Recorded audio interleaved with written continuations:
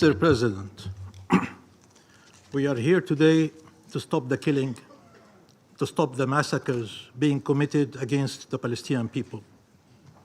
The ongoing massacres being deliberately and systematically and savagely perpetrated by Israel, the occupying power, against the Palestinian civilian population under its illegal occupation must be stopped.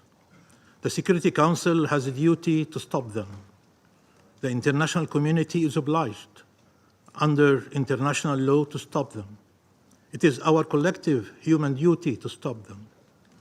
Now, continued failure at this Council is inexcusable. Mr. President, we express appreciation to Brazil for convening this session of the Security Council and elevating its participation in light of the gravity of the situation we are facing. We thank the Secretary General of the United Nations for his sobering briefing and for his tireless efforts, and that of the UN agencies and humanitarian staff on the ground, particularly UNRWA, working round the clock under the most inhumane conditions to aid our people and uphold a minimum sense of humanity. We mourn with them the senseless killing of UNRWA staff and other humanitarian workers, including doctors, nurses, and paramedics, who were directly targeted by this ongoing barbarous aggression. They are heroic champions of humanity at a time of abject depravity. Mr. President, over 2 million Palestinians are on a survival mission every day, every night. By the time representatives are done delivering their speeches today, 150 Palestinians will have been killed, including 60 children. In the last 2 weeks, over 5,700 Palestinians have been killed, including over 2,300 children and 1,300 women. Compared to the population of Gaza, that is the equivalent of 145,000 British citizens or 700,000 US citizens. Almost all those killed by Israel are civilians. Over 1 million displaced, 170,000 housing units destroyed. Excellencies, only international law and peace are worthy of your country's unconditional support. More injustice and more killing will not make Israel safer. No amount of weapons, no alliance will bring to it security. Only peace will. Peace with Palestine and its people. The fate of the Palestinian people cannot continue to be dispossession, displacement, denial of rights, and death. Our freedom is the condition of shared peace and security. You have all spoken of the Palestinian people's legitimate grievances, addressing them, of their legitimate aspirations, help achieving them, of their right to self-determination, support its realization.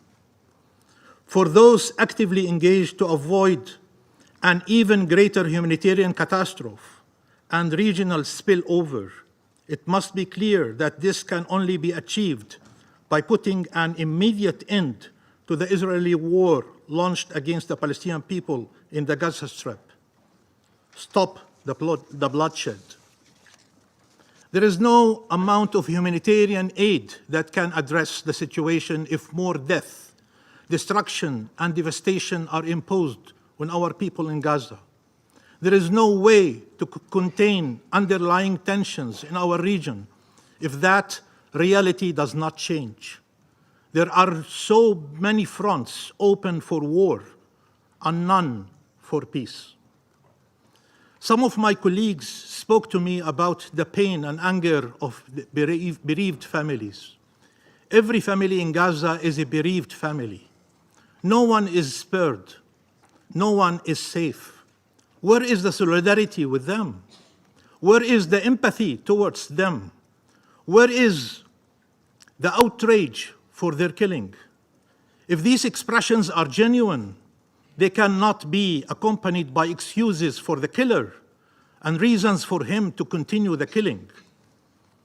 We should be on the same side, all of us who believe in justice and in peace, in the rule of international law, in the value and sanctity of human life. We should stand shoulder to shoulder in these moments. But that is only possible if everyone recognizes the value of Palestinian life, the need to uphold Palestinian rights.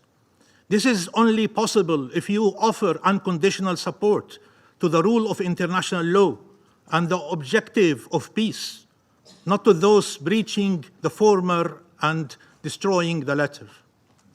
Sooner or later, you will have to admit that the interests of your countries and those of this Israeli government are not aligned, but rather opposed. The sooner you recognize it, the more lives can be saved, the more chance we have to walk back from the abyss. It may be hard to imagine in these circumstances a different reality. The effort and energy it would take, the difficult choices it implies, the political cost it carries, the changes to policies it entails. But as we said repeatedly, it is worth it because of the alternative, the one we are living in right now, the one the Palestinian people have been experiencing for decades. There is a reality where no Palestinians and no Israelis are killed, where all enjoy equal measures of freedom, peace, and security. That reality is the one that deserves all your efforts and all your resources. Invest in peace, not war. Support justice, not vengeance. Stand for freedom, not justify continued subjugation and occupation. Billions of people from all faiths and all origins care about the fate of the Palestinian people. They measure against it all the statements and positions of your countries. They consider it the ultimate test for the values one proclaims and the norms we all enacted. In Gaza, under the rebels lies over 1,000 Palestinians and all the values and all the norms. Under the bombs, 2 million Palestinians and all the values and all the norms. Abandoning the Palestinian people is betraying those values and norms. You either rescue the international law-based order or leave it to die there. We thank all those who have taken an equivocal position and offered support, starting with the countries of our region, who understand more than any other the implications of the continued inhumane and barbaric attacks against our people, but also countries across the globe, peoples in your streets, the moral voices of this world. Please listen to them. You have families, and some of you evoked them when Israelis were killed. How you could not but think of your loved ones and what pain and suffering you would feel if they had endured a similar fate. I am therefore convinced you cannot be numb to a reality where all the people you love, your parents, grandparents, siblings, children, grandchildren, aunts, uncles, and cousins, and in-laws are all in danger of imminent death, or worse, have all been killed in one strike, in one instant. That is happening repeatedly. Can you feel their pain? Can you imagine the day after for them, for that child who is the only survival for his entire family? Can you then imagine how we feel when anyone claims this is for the better? Can you imagine your loved ones besieged and bombed, deprived of the essential goods for their survival, their fate dependent on decision to allow or prevent fuel, water, and food from entering, with any delay meaning a death sentence for many? Families should be reunited in life, not in death. If you say you are for international law, international humanitarian law, and for protection of civilians, then nothing can justify what Israel is doing. This is targeting of civilians, or at best inhumane, unlawful, indiscriminate attacks.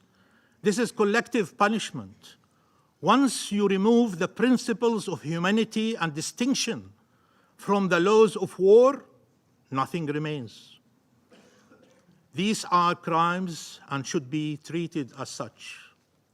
What Israel is doing is consistent with its belief that we are subhumans, or human animals, as they put it. But surely you don't share that belief. You do not believe our lives are less worthy, less sacred, more expendable. So imagine what you would do if bombs were falling on Israel, killing civilians by the thousands, and then ask, why is this any different? Israel has killed thousands of Palestinians over the years, and yet no one suggested that entitled us to start killing Israeli civilians, neither under a right to defend ourselves, to protect our own, or to resist. Your message was always clear. Nothing can justify killing Israeli civilians. Well, nothing justifies killing Palestinian civilians. Nothing. I will turn right now to speak in Arabic, please.